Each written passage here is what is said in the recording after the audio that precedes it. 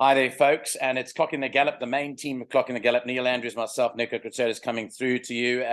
Neil, it's a Friday afternoon, and we've just taken 10 minutes of our busy schedules in whatever we're doing. I know you're busy somewhere.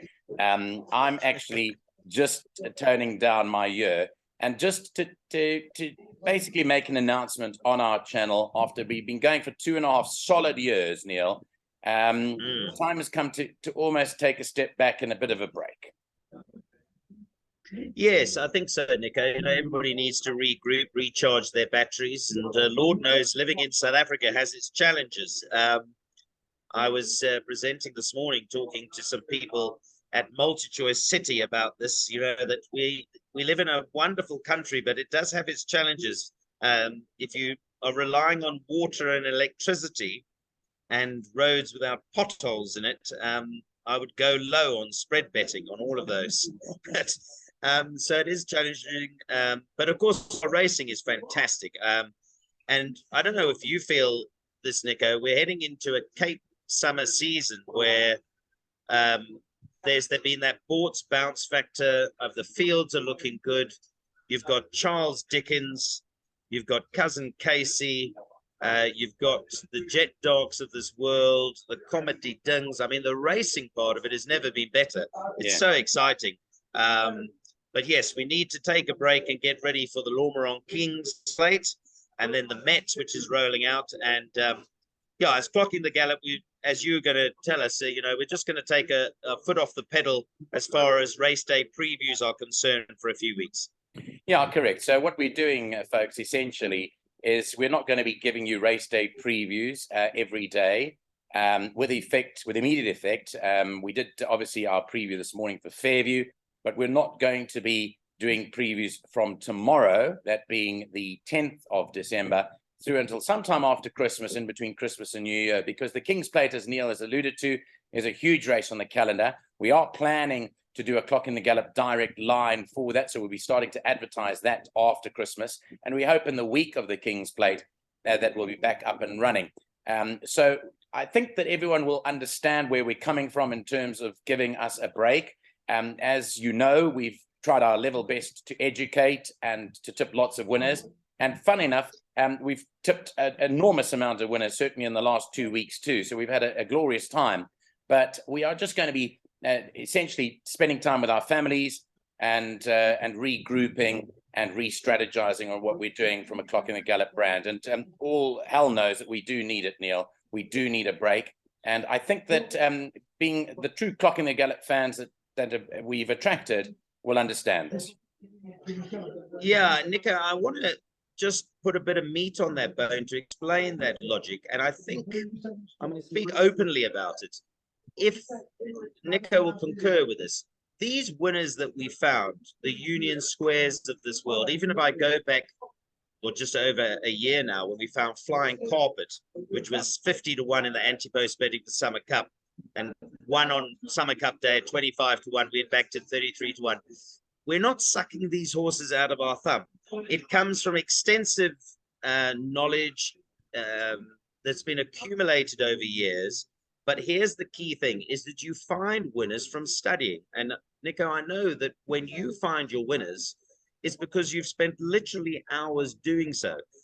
Now, that's fantastic, but it is time consuming. So I'm sure that intelligent punters will appreciate that in order to find the Union Squares of this world, it takes you hours and hours going through, looking, verifying your own form. Yes, there's a gut feel or whatever that comes into it, but trust me, there's a lot of time and effort that goes in.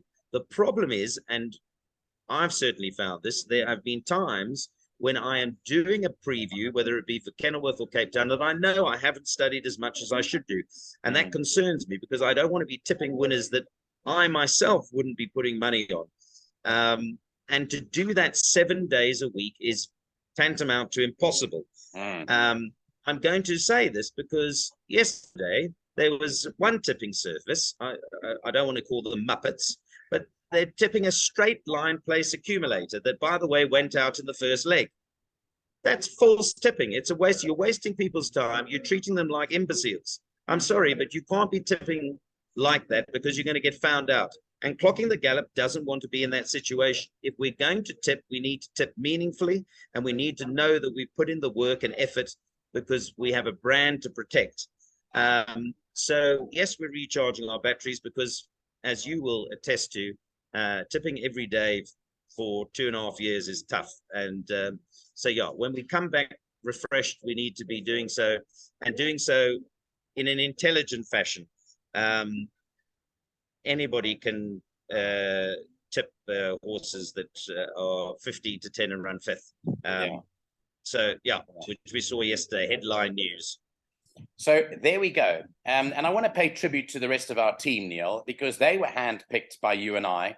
And initially, we had different people on the broadcast, and because of lack of payment and lack of money, people drifted, and we've now solidified our team, which is made up essentially of five of us. The Ghost Rider, who does some glorious work and who's got his own private tipping line. And by the way, if you do want to join up with the private tipping line, that's still open over the festive season.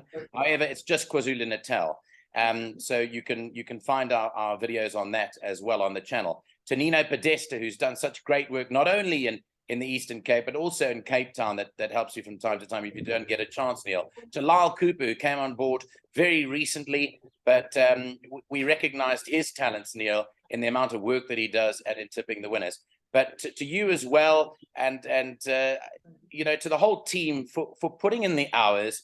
And really, and I said this probably 1.5 years ago to you on a particular show that we had here too, that we are rewarded by the comments and by the numbers of people coming on board, not necessarily by money that we're paid by people. And that has concerned us over time. And therefore, when I said re-strategize earlier on, I meant that for those serious about their Clocking the Gallop involvement and being part of our team and our community, we are looking at ways of changing that. I asked the question in a sort of questionnaire on the channel, who would be prepared to pay for tips, who wouldn't, and we got the results of that. But essentially, we've shown what we're worth for 2.5 years.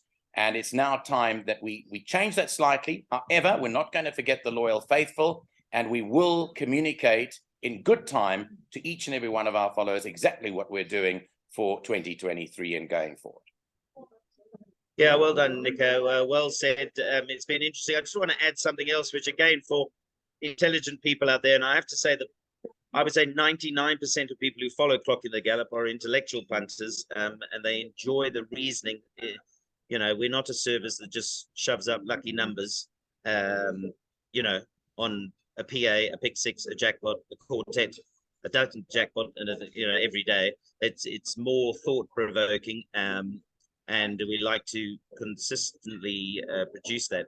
But as you will know, Nico, the truth of the matter is, when Clocking the Gallop started, of course, we were in COVID, and you and I, and originally Daryl Marie, had this idea.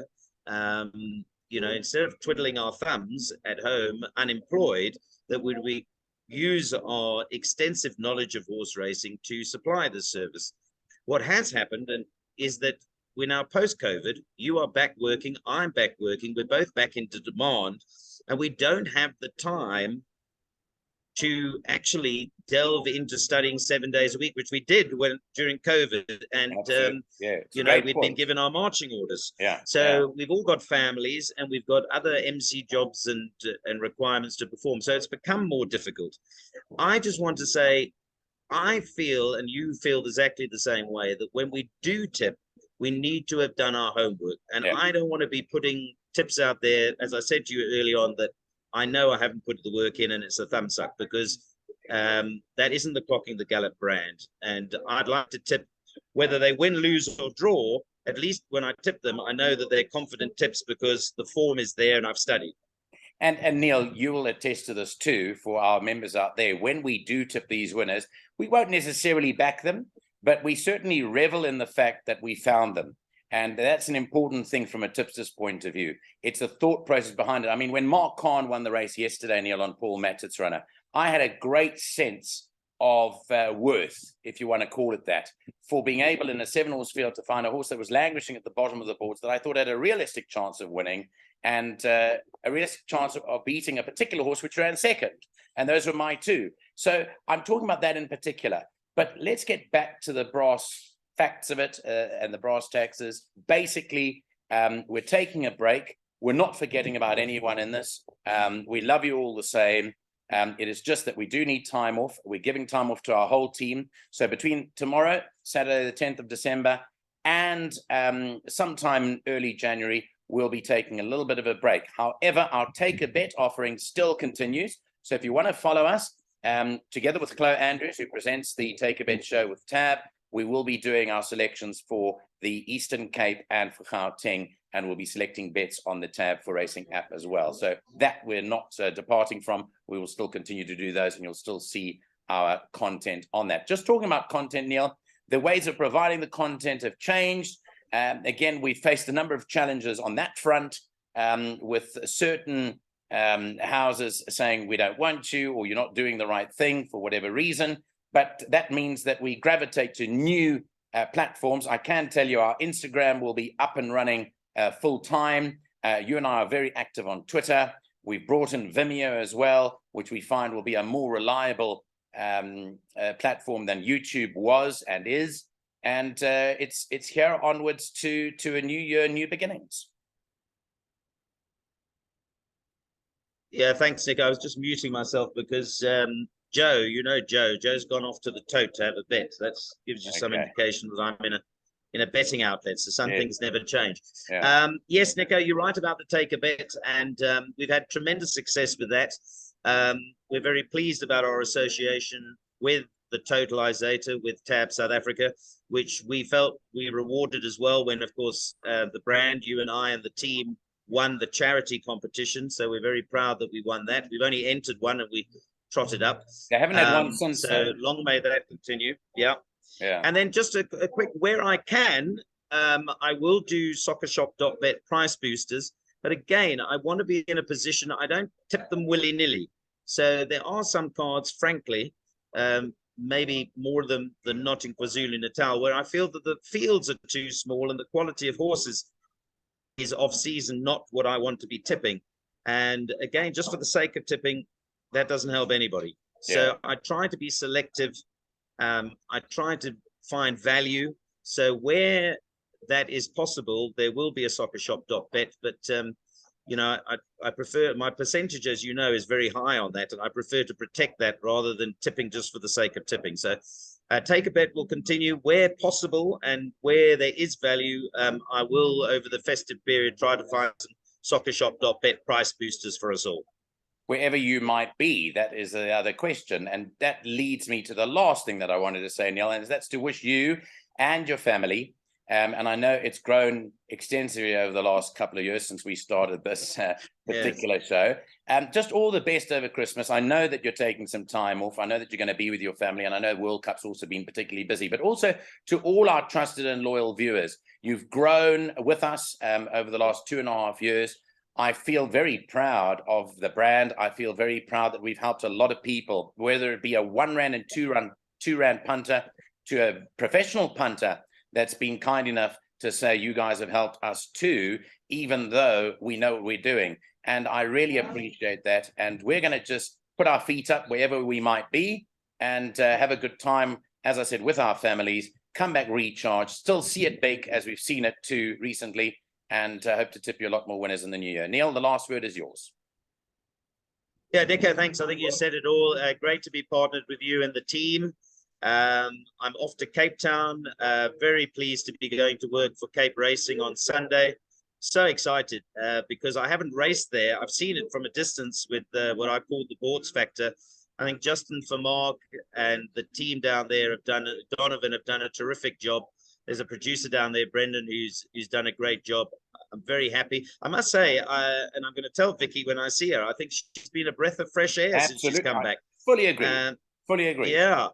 So I'm very pleased to be working with that team. MJ Baileyfeld will be down there. So, yeah, I'm very blessed to be working at Kenilworth on Sunday. But, yeah, it's a fantastic time. And I echo what you said to all of our viewers, our loyal supporters. Thank you for the support. 2023 is another year. Thanks very much, Neil Andrews, and thanks to you. And we know that you're going to understand this, and we'll see you again soon. We accept your comments and whatever you want to say to us. whether you don't like it, whether you do. Send us a shout out, send us some love. And that's our Clocking the Gallop, our last broadcast, probably from a preview perspective for 2022. Bye-bye.